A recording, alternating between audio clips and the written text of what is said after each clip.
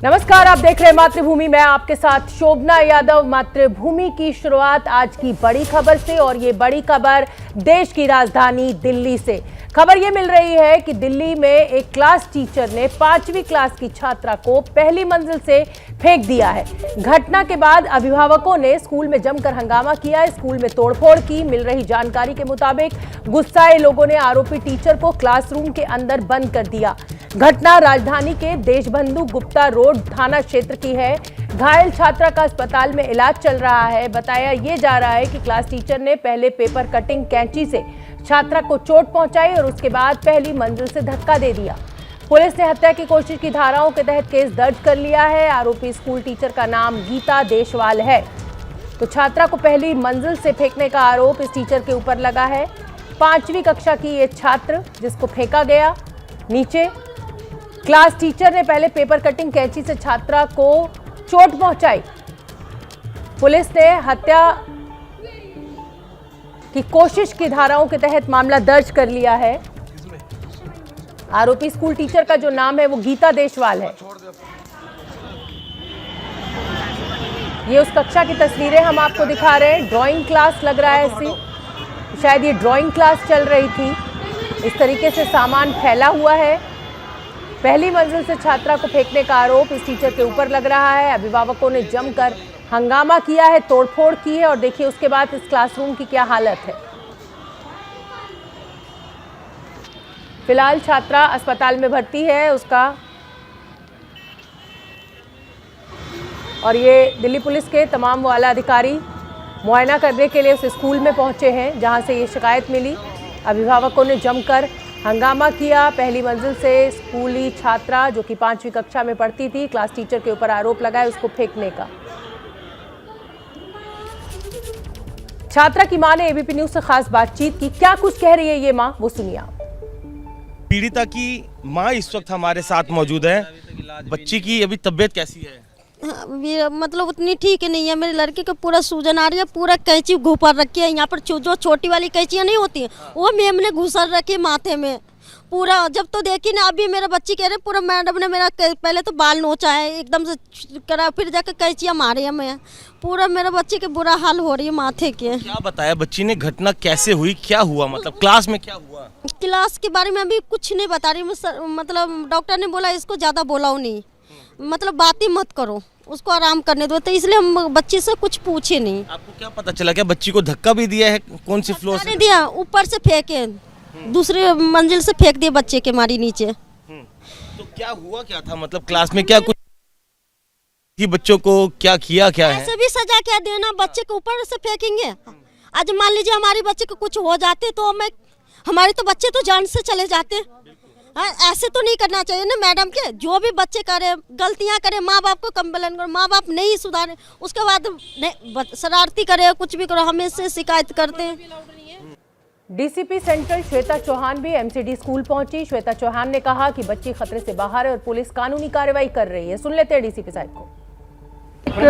ये government school है, यहाँ पे 5th क्लास तक है, और यहाँ पे एक टीचर जो है वो वायलेंट हो गई बच्चों के साथ। कमरे को अंदर से बंद कर लिया और बच्चों की बॉटल्स वगैरह भी तोड़ डाली, और एक बच्ची को जो है पहले उसमें सिजर से हमला किया उसके ऊपर, और फिर उसको 1st फ्लोर से नीचे गिरा दिया है। तो वही मैं देखने के लिए भी यहाँ साइट पर आई थी कि किस तरह का स्कूल है, कितनी ऊंचाई रही होगी। वैसे बच्ची अभी ठीक है, अभी आउट ऑफ डेंजर है, उसका इलाज चल रहा है और इस पर हम लोग लीगल एक्शन ले रहे हैं। और इसी पूरे मामले पर ज्यादा जानकारी लिए हुए एबीपी न्यूज के संवाददाता वरुण जैन मौके से जुड़ गए हैं। वरुण, सबसे पहले तो जानना चाहेंगे कि बच्ची की तबीयत कैसी है और ऐसी क्या वजह है। आपने लोगों से वहां पूछताछ की होगी और बच्चों के अभिभावकों से बातचीत की होगी। ऐसा क्या कुछ हुआ क्लास में कि टीचर को इतना गुस्सा आ गया कि एक छोटी सी बच्ची को पहले मंजिल से गिरा दिया, धक्का दे दिया? क्या सच्चाई है इस बात में? देखिए, बिल्कुल शोभना, वारदात बेहद हैरान करने वाली है। घटना परिस्थितियां कुछ भी बनी हो, मैडम चाहे गुस्सा भी कर रही हो, लेकिन किसी भी टीचर को बच्चे को मारने का अधिकार नहीं है। यहाँ पर तो आरोप यह है कि टीचर ने बच्ची को पहली मंजिल से फेंक दिया, उसके सर पर कैंची से हमला किया। 12 हिंदूराव अस्पताल के बाहर ही मौजूद हूँ और इसी अस्पताल में बच्ची का इलाज चल रहा है, जिसकी जो फिलहाल खतरे से बाहर है, लेकिन स्थिति अभी उसकी ठीक नहीं है। शोभना, खुद बच्ची के पिता इस वक्त एबीपी न्यूज़ के साथ जुड़ गए, मैं उन्हीं से बात करता हूँ। आपसे जानना चाहूंगा ऐसा क्या हुआ कि टीचर ने इतनी बड़ी वारदात को कुछ बात नहीं हुई। मैं काम पर जा रहा था, बच्चों को स्कूल भेज दिए। फिर उसके बाद उन्हें 11 बजे में पता लगा, किसी बंदे ने फ़ोन किया मुझे, जो स्कूल जाके देखो क्या हुआ बच्चों के। जैसे मैं आया तो सारे बंदे मेरे पर चिपट गए कि तुम्हारे बच्चा केक फेंक दिया, तुम जहाँ बराबर भाग हॉस्पिटल। मैं भागे भागे यहाँ आया हूँ, कोई कुछ नहीं करने दिया वहाँ पे भी। किसी टीचर से पता चला हो, किसी और दूसरे बच्चों से पता चला हो कि क्लास में क्या हुआ? और बच्चों को भी मारे हैं उन्हें। अच्छा। और बच्चों को भी मारे हैं, जो क्लास में थे उसको भी मारे हैं। क्या कैंची से सर पर हमला किया और बाल भी काटे? बाल नहीं कर, निशान है कि सर पे कैंची की, यहाँ निशान है कैंची की। बच्ची को धक्का दे दिया गुस्से में या फिर वो मतलब उसको फेंक दिया? पहली मंजिल से फेंक दिया, इतना नीचे भर गया, फेंक दिया नीचे। यहाँ सुझा हुआ सारी और रखा था बड़ा। क्या इन टीचर का पहले से इस तरह का व्यवहार था क्या? अक्सर पहले आज तक मेरे कभी नहीं कुछ हुआ। मेरे 2 लड़की पढ़ाई की, एक बड़ी लड़की और बड़ी वाली वो भी की, फिर भी नहीं हुआ। अभी इसमें कर दी इन्हें। अब वो कह रहे दूसरे बंदे कह रहे पागल है। पागल थोड़ी है इसे, पागल में हम थोड़ी चलेंगे इसे। जो बच्चों को फेंक दो किसी की, आज हमारा बच्चा है, कल की आपको बच्चा हो, ऐसे करो वो किसी के साथ। जी, बच्ची से आपकी बात हो पाई? उसने कुछ बताया हो कि मैडम ने ऐसा क्यों किया? मैंने बच्चे बताया, जो मैं पापा कैंची से मारा मुझे, जी, कैंची से मारा, फेंक दिया मुझे। जब मैंने होश दिमाग में आया तो मैं हौसला भरा मुझे, नहीं तो मैं हौसला नहीं बना था मुझे। मैं तो बेकार हो गया था। मैंने जी, अपने बच्चे के लिए अपने कौन नहीं कर सकता है। हाँ, पागल है तो क्यों रखे हो? नहीं रखना चाहिए। पागल हो तो क्यों रख रहे हो? देखिए बच्ची की हालत कुछ इस तरीके से है कि पिता की आंखें भर आई है। हैरान करने वाली बात ये है। बच्चों को लेकर भाग रहा हूँ मैं भी। जाहिर सी बात है वरुण, अमीर आदमी हो गरीब आदमी हो, आप स्कूल में शिक्षा हर आदमी चाहता है कि उसके बच्चे को अच्छी से अच्छी मिले, लेकिन एक छोटे से बच्चे को अगर टीचर अपने पागलपन के चलते हुए या किसी भी गुस्से के चलते हुए या किसी भी वजह से फेंके तो उसको जस्टिफाई नहीं किया जा सकता। बहुत बहुत धन्यवाद वरुण, आपका नजर बना के रखिए। जैसे कोई अपडेट होगा मैं रुक करूंगी और अब आगे बढ़ेंगे। बिहार में जहरीली शराब से मरने वालों का आंकड़ा लगातार बढ़ रहा है। छपरा में मरने वालों का आंकड़ा 60 तक पहुंच गया है। सिर्फ छपरा ही नहीं, सीवान और बेगूसराय से भी जहरीली शराब से मौत की खबर मिल रही है। सीवान में 5 और बेगूसराय में 1 आदमी की जान चली गई है। शराबबंदी के दौरान शराब से मौत को लेकर आज भी बिहार की राजनीति गर्म रही। विधानसभा के अंदर और बाहर जमकर हंगामा हुआ। नीतीश कुमार ने आज फिर कहा कि पियोगे तो मरोगे, शराब से मौत पर कोई मुआवजा नहीं मिलेगा। बीजेपी ने आज राजभवन तक मार्च किया और राज्यपाल से नीतीश सरकार को बर्खास्त करने की मांग भी की। और हम आपको बता दें कि सबसे बड़ा सवाल यह है कि बिहार में शराबबंदी के बीच शराब आ कहां से रही है, जहरीली शराब बन कैसे रही है। इन सभी सवालों के बीच बड़ा खुलासा यह हुआ है कि छपरा के मशरख थाने में जब्त की गई स्पिरिट गायब हो गई। आशंका ये जताई जा रही है कि जो स्पिरिट गायब हुई है उसका इस्तेमाल जहरीली शराब बनाने में किया गया। मशरख थाने में स्पिरिट के कुछ ड्रम गायब है और कई टूटे हुए पड़े हैं। संवाददाता शशांक ने हमें एक रिपोर्ट भेजी है, वो आप देखिए। शराबबंदी वाले बिहार में छपरा में जहरीली शराब से मरने वालों की संख्या लगातार बढ़ते जा रही है। सबसे ज्यादा मौतें छपरा के मशरख में हुई है। इस वक्त हम मशरख का जो थाना है उसी में खड़े हैं। इस जहरीली शराब कांड में एक चौंकाने वाला मामला जो है वो सामने आया है। ये मशरख थाना के बैक साइड का इलाका है। यहाँ पर देखिए कई सारे कंटेनर हैं, ड्रम हैं। इसमें जब्त की हुई स्पिरिट रखी गई थी। ज्यादातर ड्रम से स्पिरिट गायब है, कई ड्रम टूटे फूटे पड़े हैं, उनका ढक्कन गायब है। अब आशंका इस बात की जताई जा रही है कि इन स्पिरिट का इस्तेमाल जो है क्या जहरीली शराब बनाने में हुआ, जिसको लोग पी के मर रहे हैं और उनकी संख्या भी मरने वालों की लगातार बढ़ती जा रही है। इस बात की आशंका जो है जताई जा रही है। हम आपको ड्रम दिखा रहे हैं, यहाँ पे कंटेनर है, इसमें स्पिरिट था। आधा से ज्यादा जो कंटेनर है उसमें अब स्पिरिट नहीं है। आखिर स्पिरिट कहाँ गया, इसका जवाब जो है यहाँ पर किसी के पास नहीं। हम अपने कैमरा पर्सन विशाल राय से कहेंगे कि आपको सारे ड्रम कंटेनर की जो है वो तस्वीरें दिखाएं। यहाँ पर कई चौंकाने वाली तस्वीर भी जो है आपको देखने को मिलेगी, क्योंकि कई सारे ड्रम हैं और इसमें अधिकतर जो है वो टूटे फूटे हुए हैं। जो टूटे फूटे ड्रम है हम वो भी आपको दिखाएंगे। किसी का ढक्कन गायब है, किसी का कुछ नीचे का पोर्शन गायब है। आप देखिए, हम आपको दिखाना चाहेंगे। देखिए ये सब ड्रम है, यहाँ पे गिरे पड़े हैं, बिखरे पड़े हैं। ये सब में स्पिरिट भरा हुआ था। आखिर वो स्पिरिट कहाँ गया? आशंका इस बात की है कि इनका इस्तेमाल कहीं न कहीं क्या जहरीली शराब बनाने में हुआ है। ये देखिए ड्रम था, इसमें स्पिरिट पूरा भरा पड़ा था, स्पिरिट टूटा, लेकिन अब ड्रम टूटा पड़ा है, स्पिरिट गायब है। ये भी ड्रम गिरा पड़ा है, कंटेनर गिरा पड़ा है, उसमें अंदर स्पिरिट नहीं है। यहाँ नीचे की तरफ हम आपको दिखाना चाहेंगे। देखिए यहाँ पे भी बड़ा सा जो ड्रम है वो गिरा पड़ा है, इसके अंदर का स्पिरिट जो है वो गायब है। मशरक थाने में तैनात एएसआई का कहना है कि स्पिरिट थाने से नहीं बेची गई है। कटहल का पेड़ स्पिरिट के कंटेनर पर गिर गया, जिससे कंटेनर टूट गए। सुन लेते हैं एक बार।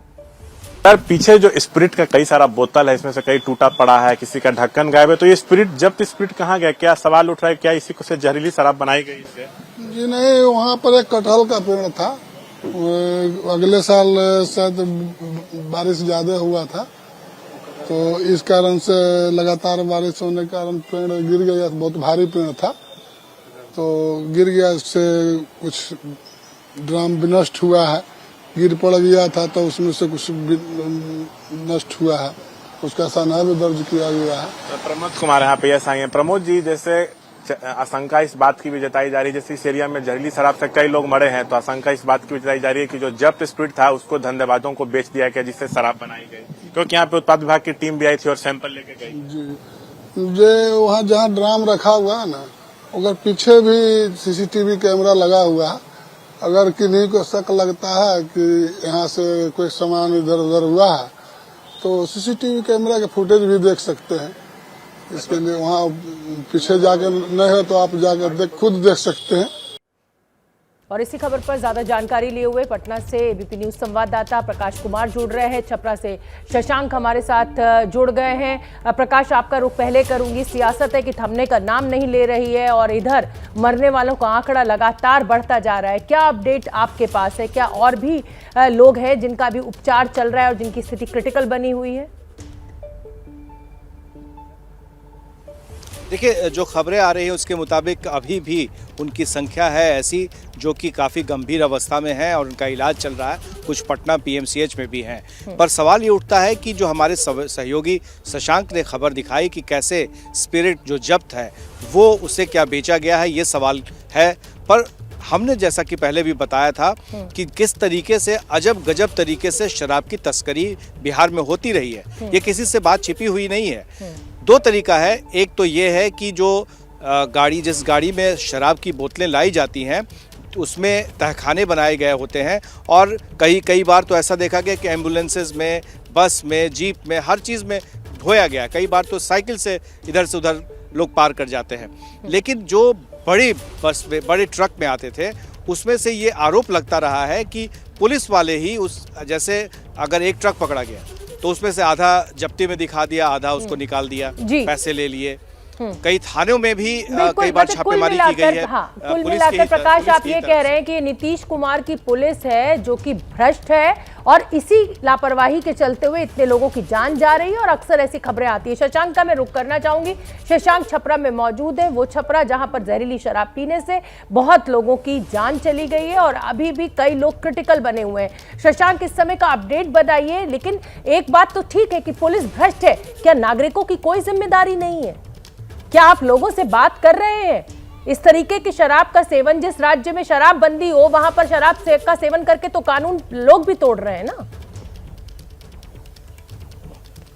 देखिए, बुधवार को हम जब छपरा के मसरक आए थे तो उस समय हम तख्तटोला गांव में गए थे। उसके बाद कल हम यहाँ पे बेन छपरा गांव गए जो मसरक का है, जहाँ पे लोग शराब से मरे। तो उनके परिजन यही कहते थे कि हम लोग समझाते थे कि आप लोग मत पीजिए, लेकिन तब भी हमारे परिवार के सदस्य पी कहते, तो इसमें हम क्या कर सकते। तो परिजन जिन्होंने अपने लोगों को खोया वो नाराज जरूर है, लेकिन वो समझाते थे, उनकी बात वो लोग सुनते नहीं थे। इस वक्त हम बहरौली गाँव में है, मसरक का ही बहरौली गाँव है। हर गाँव में हम जा रहे हैं जहाँ पे लोग मरे हैं। यहाँ पे इनका देखिए, ये भी इनके घर में भी एक निधन, वहां पर बात करेंगे। क्या नाम है आपका? मेरा नाम साहिल है। क्या नाम है? साहिल। आपके यहाँ किनका निधन हुआ जहरीली शराब से? मेरे चाचा जी का। चाचा का क्या नाम था? ब्रजेश कुमार राय। अच्छा, ब्रजेश राय कब शराब पी के आए थे? वो तो रात में पी के आए थे। और हम लोग उसे बताए नहीं, जाके सो गए। उसके बाद सुबह देखें तो उसका हालत गंभीर था, तो हम लोग लेके गए पटना। गंभीर हो गए। तो आप लोग, बिहार में शराबबंदी है, जहरीली शराब हर जगह बिक रही, तो आप लोग समझाते नहीं थे कि शराब नहीं पीना चाहिए, स्वास्थ्य के लिए हानिकारक है? ये हम लोग तो समझाते थे, वो तो कभी पीते नहीं थे, कभी काल पी लेते थे वो लोग। तो हम लोग तो शशांक, इनसे पूछिए कि मुख्यमंत्री कह रहे हैं कि किसी भी तरीके का कोई मुआवजा नहीं मिलेगा, शराब पिएंगे तो मरना ही पड़ेगा, मरेंगे ही। इसको लेकर वहां के गांव के लोग क्या सोचते हैं? क्या नाराजगी है उनकी मुख्यमंत्री से?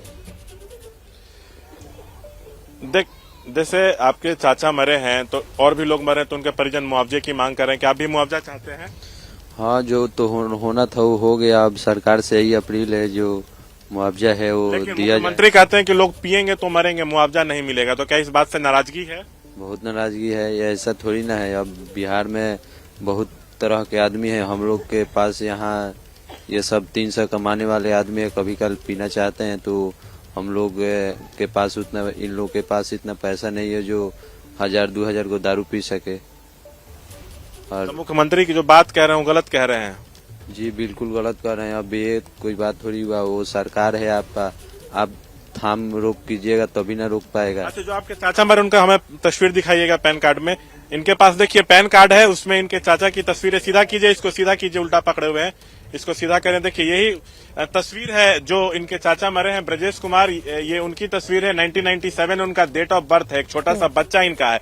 ये बोल रहे हैं कि हम समझाते थे लेकिन वो फिर भी पीते थे, अब निधन हो गया तो हम क्या करें, सरकार हमारी मदद करे। हम उनके भतीजे से पूछ रहे हैं कि नीतीश तो कह रहे हैं कि मुआवजा नहीं मिलेगा, तो इस पर वो नाराजगी व्यक्त कर रहे हैं कि आखिर हमारे घर का कमाने वाला व्यक्ति चला गया तो हमारा जीवन कैसे चलेगा। शशांक, एक स्पिरिट गायब होने की, मशरक थाने से स्पिरिट गायब होने की भी बात सामने आ रही है। आपका हमने सुना, आपने एएसआई से बात की, वो कहता है कि साहब कटहल का पेड़ गिर गया था, जो विश्वास नहीं होता है जिसको देखकर। आप वहां पर मौके पर पहुंचे थे, उस थाने में पहुंचे थे, क्या कोई ऐसा पेड़ गिरने के निशान आपको दिख रहे थे वहां पे? नहीं, मुझे कोई पेड़ गिरने के निशान नहीं दिख रहे थे। वो सब वहां पे जब्त स्पिरिट था, जिसके अंदर वो स्पिरिट जो है वो कंटेनर और ड्रम के अंदर था। सभी ड्रम टूटा फूटा पड़ा था, उसके ढक्कन गायब थे। ढक्कन गायब होना और स्पिरिट उसमें से गायब होना अपने आप में कई तरह के सवाल पैदा कर रहा है। और जहां से स्पिरिट जब्त स्पिरिट गायब हुआ है थाने से, उसी के आसपास छोटा सा जवाब प्रकाश से और लूंगी मैं। शशांक, एक मिनट, शशांक आऊंगी मैं आपके पास। प्रकाश, एक छोटा सा जवाब, जिस तरीके का माहौल इस समय बिहार में सियासी रूप से खड़ा हो गया है, क्या आकलन आपका? छोटा सा जवाब दीजिएगा, मेरे पास वक्त की कमी है। देखिए, पुलिस वाले भी जो है वो अजब गजब कारनामे करते हैं। कभी जो शराब है वो चूहा पी जाता है, कटहल का पेड़ गिर गया, तो ये सारे कुछ बहानेबाजी है। लेकिन सच्चाई ये है कि सियासत अभी गर्म है, क्योंकि आज, अब कल और परसों 2 दिन विधानसभा जरूर बंद रहेगा, फिर सोमवार को खुलेगा। लेकिन उस समय तक बीजेपी के जो नेता हैं वो चुप नहीं बैठने वाले हैं, किसी न किसी तरह से इस मामले को गरमाए रखेंगे। शोभना, बहुत बहुत धन्यवाद प्रकाश और शशांक आपका इस पूरी जानकारी के लिए। इस समय की बड़ी खबर आपको बता दें, पाकिस्तान के विदेश मंत्री बिलावल भुट्टो के बयान पर भारत के विदेश मंत्रालय का बयान आया है। भारतीय विदेश मंत्रालय ने बिलावल के बयान को असभ्य कहा। पाकिस्तान उच्चायोग के बाहर बीजेपी प्रदर्शन कर रही है। बिलावल भुट्टो ने प्रधानमंत्री नरेंद्र मोदी को लेकर असभ्य शब्दों का इस्तेमाल किया था। विदेश मंत्रालय का बयान सामने आया है। भारतीय विदेश मंत्रालय ने बिलावल के बयान को असभ्य कहा। ये बीजेपी का प्रदर्शन चल रहा है पाकिस्तान उच्चायोग के बाहर। हालांकि विदेश मंत्री एस जयशंकर ने बिलावल भुट्टो के सभी बयानों का जवाब दिया था। राहुल गांधी की भारत जोड़ो यात्रा के आज 100 दिन पूरे हो गए हैं। राहुल गांधी का इस समय संबोधन हो रहा है जयपुर में, सीधे आपको वहां लिए चलते हैं।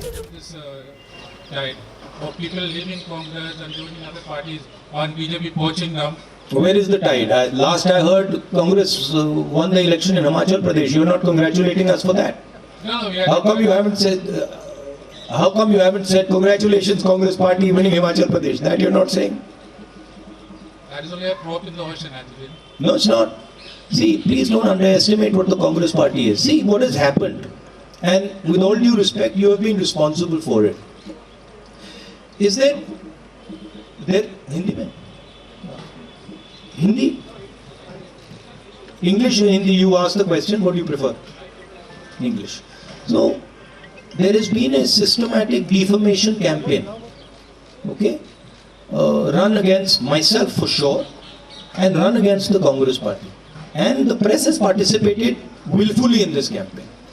I don't blame you, but the idea that Congress Party is withering away, Congress Party is ineffective, Congress Party, this is all been preached by the BJP opposition and by the BJP, and you have played a part in putting this across. Let me be very clear. The Congress Party is an ideological party. It is the party that is ideologically opposed to the BJP. It is the party that is fighting the BJP on the ground. It does not compromise with the BJP. It has its principles. And of course, if certain people want to leave the Congress Party, they don't have the courage to face the BJP. they have been corrupt and the BJP can apply pressure on them, they are welcome to leave. We don't want them. The more the merrier, right? What we need is people who are fighting the BJP, who believe in the Congress ideology, and who are standing firm against the fascism that is taking place in this country. That's what we need. So this idea that Congress party is dying, this Congress party, is finished. I mean, a lot of people have this fantasy, right? It's not true. It won't come true. Mark my words. The BJP is going to be taken down by the Congress party. Okay? Thank you. जी राजस्थान से शशि मोहन, जी राजस्थान से शशि मोहन। बोलते देखिए, ये जो अभी जो बोला, देखिए बीजेपी आरएसएस, ये इनका काम डिफेमेशन है। यही इनकी सबसे बड़ी स्ट्रेटजी है, यही इनकी सबसे बड़ी स्किल है। मुझे डिफेम किया और हर रोज ये कांग्रेस पार्टी को डिफेम करते हैं। और मैं आपको सच बताऊं तो इसमें प्रेस का भी रोल है, और मैं आपको गलती नहीं देता हूं। आपके मालिक हैं, आप पर दबाव डालते हैं, वो ठीक है, मगर ये कहना कि कांग्रेस पार्टी बिखर गई, कांग्रेस पार्टी खत्म हो गई, ये बिल्कुल गलत है। कांग्रेस पार्टी एक विचारधारा है, देश में बहुत जीवित है, लाखों करोड़ों लोगों के दिल के अंदर है, और यही पार्टी है जो बीजेपी के खिलाफ लड़ रही है, जो पीछे नहीं हटती है, आइडियोलॉजिकली लड़ रही है, और यही पार्टी बीजेपी को आने वाले समय में हरा के दिखाएगी। जी राजस्थान से शशि मोहन।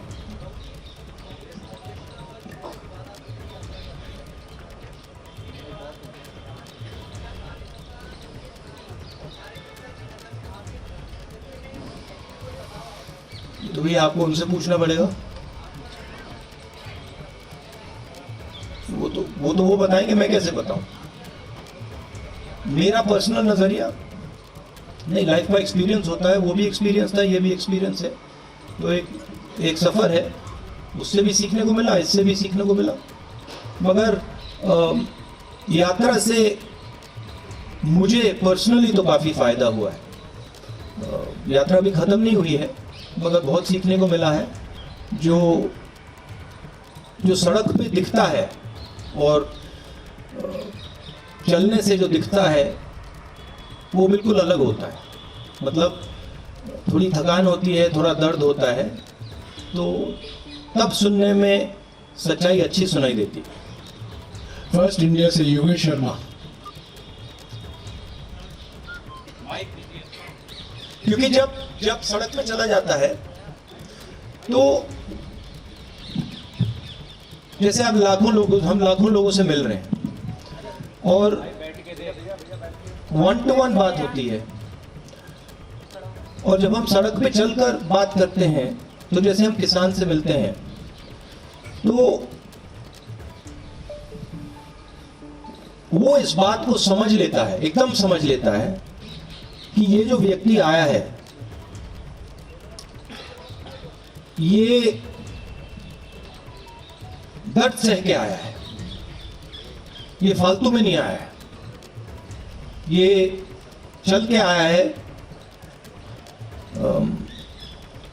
एक प्रकार से बोझ उठा के आया है। तो वो दूसरे तरीके से बोलता है और वो दिल से बोलता है, वो दिमाग से नहीं बोलता है। तो जब हिंदुस्तान की जनता दिल से बोलती है तो बिल्कुल अलग चीज समझ आती है। एक बात ये है। दूसरी बात है कि मुझे लगता है, और इसमें मैं शायद गलत हूं, मगर मुझे लगता है कि हमारी राजनीति में जो पहले हमारी राजनीति हुआ करती थी, खासतौर से 70-80 साल पहले महात्मा गांधी जी के समय की राजनीति, इंडिपेंडेंस की राजनीति, उसमें राजनेता जनता के बीच में होता था, एक प्रकार से जनता के अंदर होता था, दूरी नहीं थी। और आज राजनेताओं के बीच में, और मैं सिर्फ सीनियर लेवल राजनेताओं की बात नहीं कर रहा हूँ, जूनियर लेवल राजनेताओं के बीच में और जनता के बीच में एक दूरी से पैदा हो गई। थोड़ा सा उसको अहंकार कह सकते हैं, अहंकार पैदा हो गया। शायद उस टाइम देश गरीब था, आज़ादी मिली थी, तो नेताओं की अप्रोच थोड़ी अलग थी। आजकल मुझे लगता है कि दूरी बन गई है, और मैंने सोचा कि ये जो दूरी है, और शायद मुझ में भी थी थोड़ी सी दूरी, मैंने सोचा इस दूरी को खत्म करना है। ये दूरी फिजिकल दूरी नहीं है, ये दर्द की दूरी है। तो अगर हम दर्द नहीं सहेंगे, हम पास नहीं जा सकते, समझ नहीं सकते। तो यात्रा का ये भी लक्ष्य था, सिर्फ मैं नहीं, अब कांग्रेस पार्टी के बहुत लोग चले हैं, जनता के बीच गए हैं, और जनता का बहुत प्यार मिला है। आपको मैं समझा नहीं सकता क्या इसका मतलब है, ऐसे बोलने में बात नहीं समझ आती। और जो हिंदुस्तान का जो ज्ञान है, जो आम नागरिक में है, जिसके बारे में आप लोग लिखते नहीं हो, मीडिया में दिखाई नहीं देता। आप लोग ऐश्वर्या राय जी, विराट कोहली जी, अमिताभ बच्चन जी के बारे में लिखते हो, मगर जो आम नागरिक है, जो अपना खून पसीना दे रहा है, उसका जो ज्ञान है, उसका कोई मुकाबला ही नहीं। उसका जो प्यार है, उसका कोई मुकाबला नहीं। तो ये सीखने को मिला है। न्यूज 18 राजस्थान से सचिन शर्मा। हाँ, अच्छा, सॉरी। राहुल जी, कई रंग आपने देखे कन्याकुमारी से लेकर राजस्थान तक, और राजस्थान में गहलोत सरकार है या कांग्रेस सरकार है, लेकिन बाकी जगहों पर कांग्रेस का राज नहीं है। लेकिन कांग्रेस की कोख से जन्मे कई दल वहाँ पर क्षेत्रीय दलों के रूप में खड़े हो गए, जिन्होंने कांग्रेस को लगातार नुकसान पहुँचाने का काम किया। चाहे हम जगन रेड्डी की पार्टी देख लें, या और दूसरे पश्चिम बंगाल में ममता बनर्जी की पार्टी देख लें, और जयराम रमेश जी ने कहा भी था कि सवाल कीजिए, सीधा सवाल। तो क्या कांग्रेस अब इन सब पार्टियों की अगुवा बनेगी, और जो कांग्रेस विचारधारा से निकले हैं, क्या उनको समाहित करने का? हर पार्टी का एवोल्यूशन होता है, ट्रांजिशन होता है। जो कांग्रेस पार्टी 10 साल पहले थी, जो हिंदुस्तान के हालात 10 साल पहले थे, 20 साल पहले थे, 30 साल पहले थे, 40 साल पहले थे, वो बदलते जाते हैं। पार्टी को अडेप्ट करना पड़ता है। अभी आप कांग्रेस पार्टी को अडेप्ट करते हुए देख रहे हो। कमियां रही हैं, मैं ये नहीं कह रहा हूं कि कांग्रेस पार्टी ने कभी गलती नहीं की, गलती की है, बहुत गलतियां की हैं,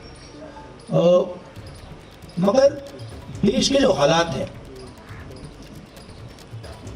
उसके लिए आप कांग्रेस पार्टी अडेप्ट करें। और जो कांग्रेस पार्टी की जड़ है, जो उसका डीएनए है, अब कांग्रेस पार्टी उसके ओर जा रही है। और मैं आपको एक बात कह सकता हूं, जिस दिन कांग्रेस पार्टी ने अपनी जड़ पकड़ ली, जिस दिन जो कांग्रेस है वो कांग्रेस संगठन बन गया, उस दिन यहां पे कोई नहीं हरा सकता कांग्रेस। तो ये कम्युनिकेशन है, जनता के साथ एक कम्युनिकेशन है, जनता को समझने का प्रयास है, और अपने आप को बदलने का प्रयास है। ठीक है, तो ये आप ट्रांजिशन देख रहे हैं, इसमें थोड़ा टाइम लगेगा, मगर ये विचारधारा जो है कांग्रेस पार्टी की, ये 10-15 साल पुरानी नहीं है, ये 100 साल पुरानी भी नहीं है। ये जो लड़ाई चल रही है, ये हजारों साल पुरानी लड़ाई, हजारों साल पुरानी। तो विचारधारा की लड़ाई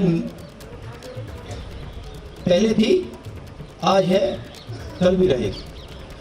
कांग्रेस पार्टी को प्रिसाइसली ये समझना है कि कांग्रेस पार्टी है क्या, और वो एक सफर है।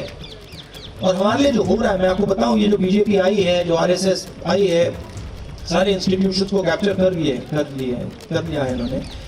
ये कांग्रेस पार्टी के ट्रांजिशन के बदलाव के लिए, ट्रांजिशन के लिए नई एक जो कांग्रेस पार्टी का ग्रुप है उसके लिए बहुत अच्छा है। खराब तो भारत जोड़ो यात्रा के 100 दिन पूरे होने के मौके पर राहुल गांधी राजस्थान में है। आज दौसा में एक बड़ी संख्या में भीड़ उनके साथ दिखी और अब फिलहाल जयपुर में प्रेस कॉन्फ्रेंस करते हुए शाहरुख खान की आने वाली फिल्म पठान को लेकर भोपाल और वाराणसी में जमकर जबरदस्त प्रदर्शन हुआ। भोपाल में बजरंग दल के कार्यकर्ता बड़ी संख्या में सड़क पर उतरे और फिल्म के खिलाफ नारेबाजी की। फिल्म के खिलाफ प्रदर्शन के लिए उतरे लोगों ने अपने हाथों में पोस्टर बैनर ले रखे थे। बजरंग दल के कार्यकर्ताओं ने चेतावनी दी है कि भोपाल में फिल्म को रिलीज नहीं होने देंगे। बंद करो, पठान फिल्म बंद करो। वहीं वाराणसी में संत समाज ने भी विरोध प्रदर्शन किया। भगवा का अपमान बंद करो।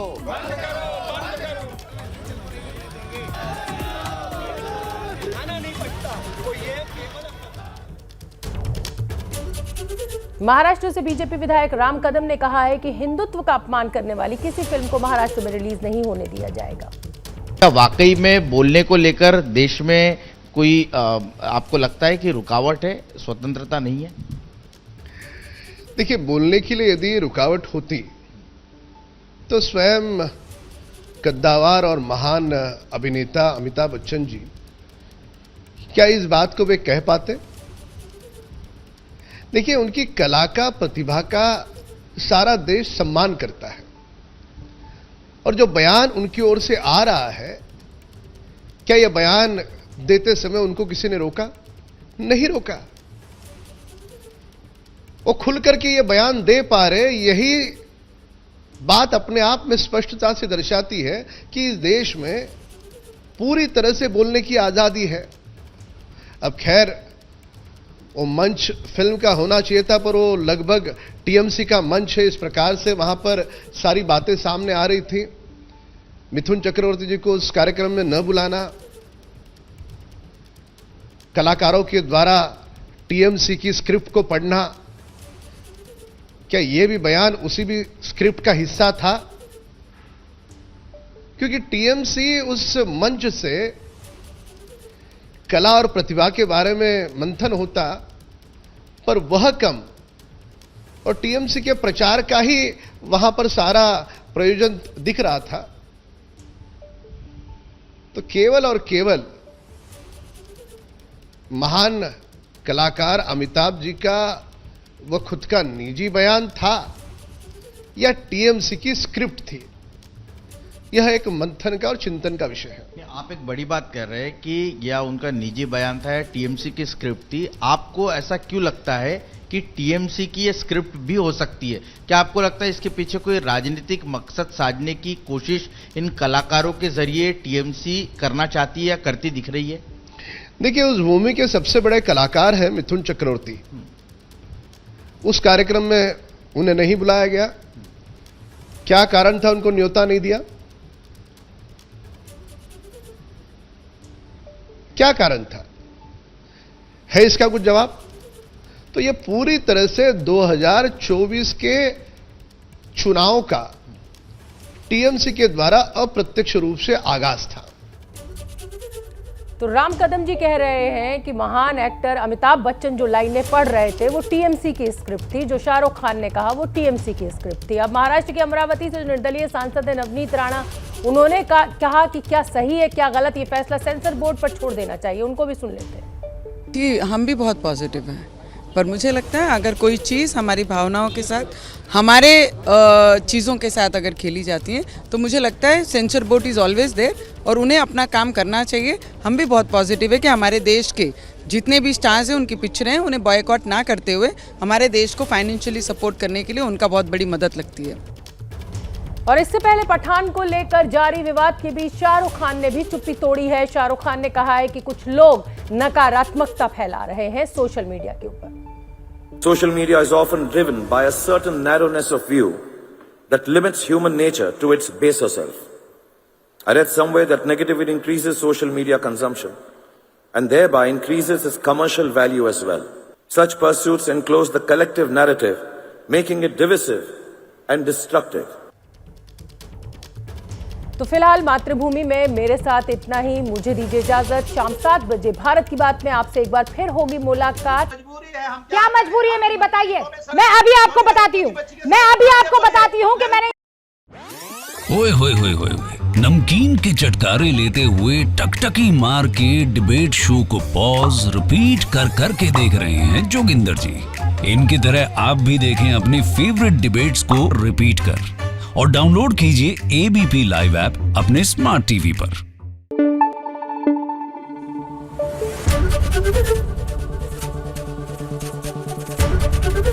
एबीपी न्यूज आपको रखे आगे।